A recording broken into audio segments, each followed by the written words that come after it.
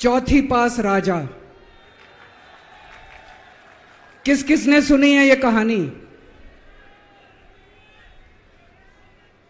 इस कहानी का महात्म्य है कि इस कहानी को जितनी बार सुनोगे, जितनी बार सुनाओगे, उतनी भगवान की कृपा आपके परिवार के ऊपर बरसेगी। इस कहानी का जितना प्रचार प्रसार करोगे, उतना देश की तरक्की होगी, उतना समाज की तरक्की होगी।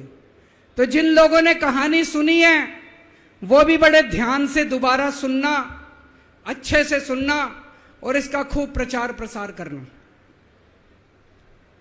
यह कहानी एक राजा की है, एक चौथी पास राजा की कहानी है, एक अहंकारी राजा की कहानी है, एक भ्रष्टाचारी राजा की कहानी है। आप लोगों ने राजा और रानी की कई कहानियां सुनी होंगी। इस कहानी में राजा तो है, रानी नहीं है।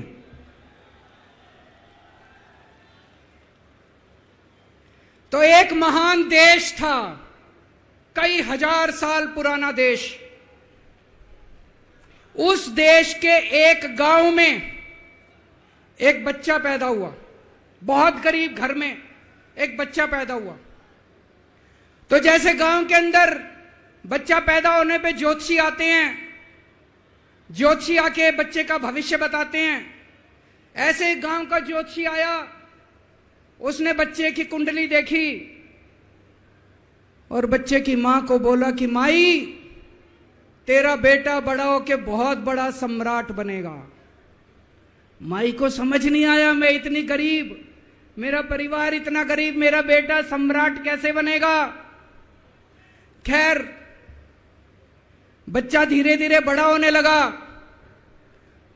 गांव के सरकारी स्कूल में उसका एडमिशन करा दिया। उसका पढ़ने लिखने में मन नहीं लगता था। पढ़ते पढ़ते, क्लास करते करते चौथी में आके उसने नाम कटवा लिया। उसका पढ़ाई लिखाई में मन नहीं लगता था। बगल में, गांव के बगल में एक रेलवे स्टेशन था। घर में बहुत गरीबी थी। वो बच्चा वहां स्टेशन पे जाके चाय बेचने लगा।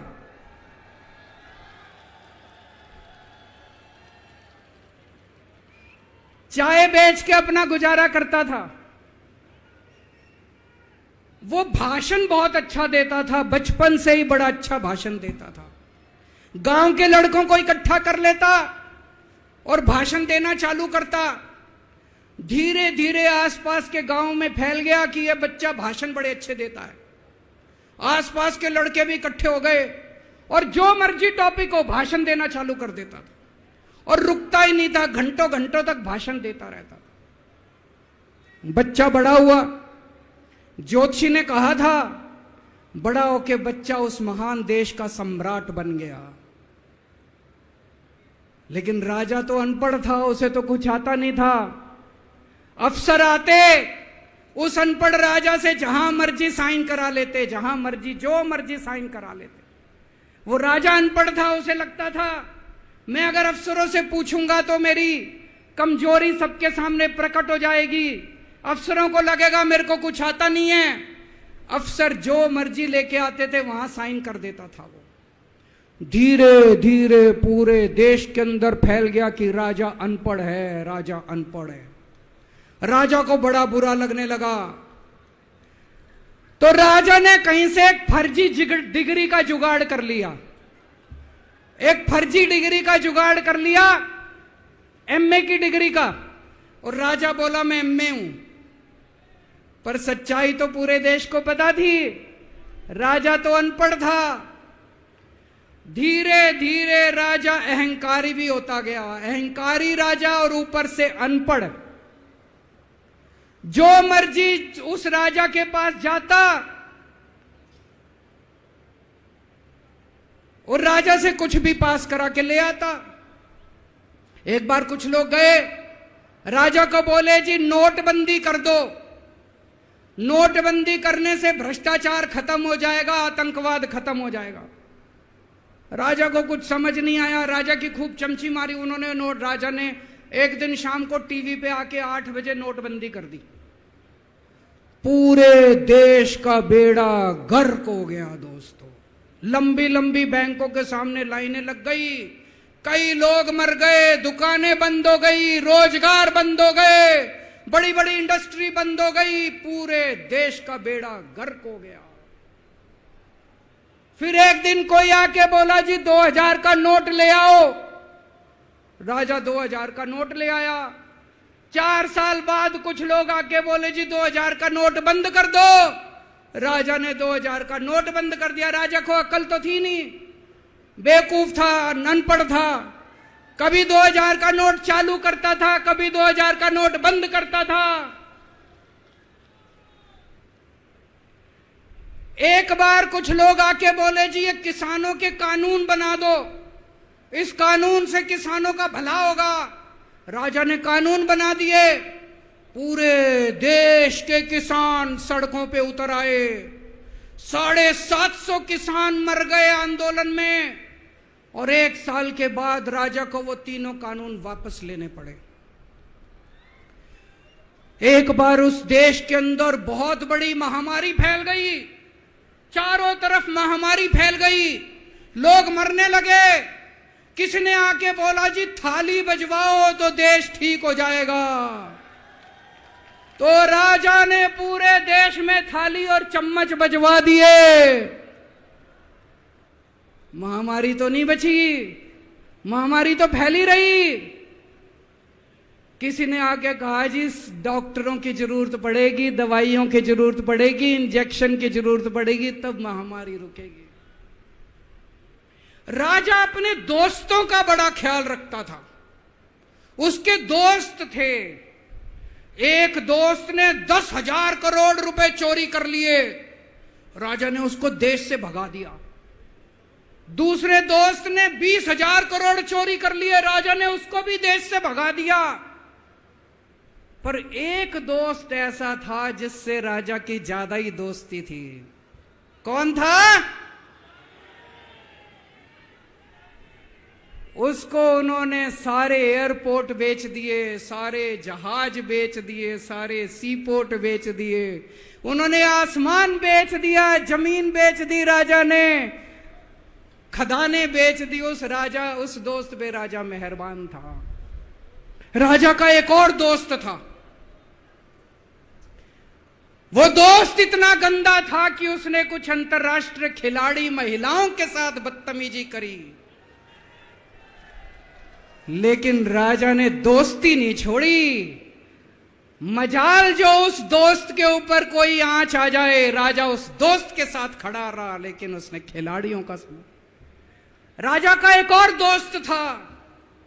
उस दोस्त ने किसानों के ऊपर गाड़ी चढ़ा दी, रौंद दिया, कुचल दिया किसानों को।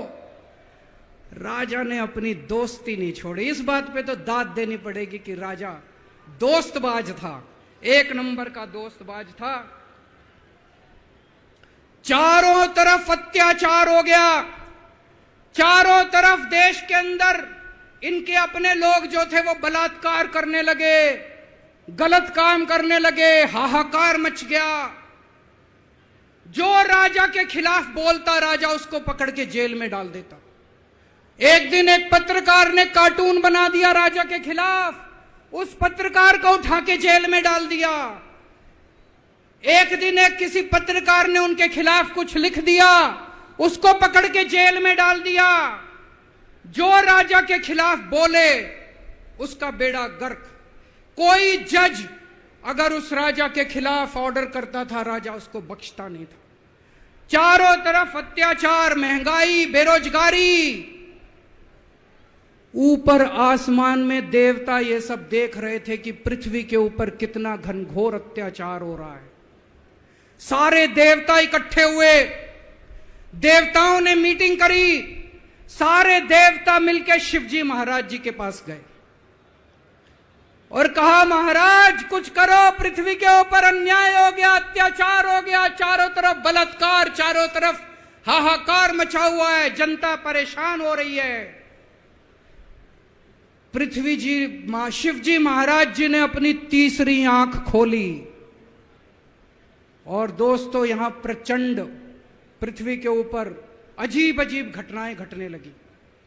उज्जैन के अंदर महाकाल की 6 सप्तऋषियों की बड़ी बड़ी 10 फुटा भारी भारी मूर्तियां थी। एक दिन बारिश और तूफान आया और 6 की 6 मूर्तियां टूट गई। लोगों ने कहा बड़ा अपशकुन हो रहा है, बड़ा अपशकुन हो रहा है। एक दिन एक ट्रेन एक्सीडेंट हो गया, 250 से ज्यादा लोगों की मौत हो गई। लोगों ने कहा बड़ा अपशकुन हो रहा है। और एक दिन घनघोर बारिश आई, तूफान आया, ऊपर से आकाशवाणी हुई,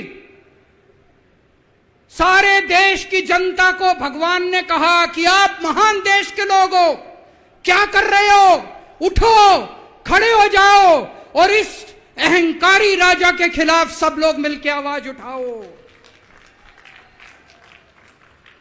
भगवान आपके साथ है।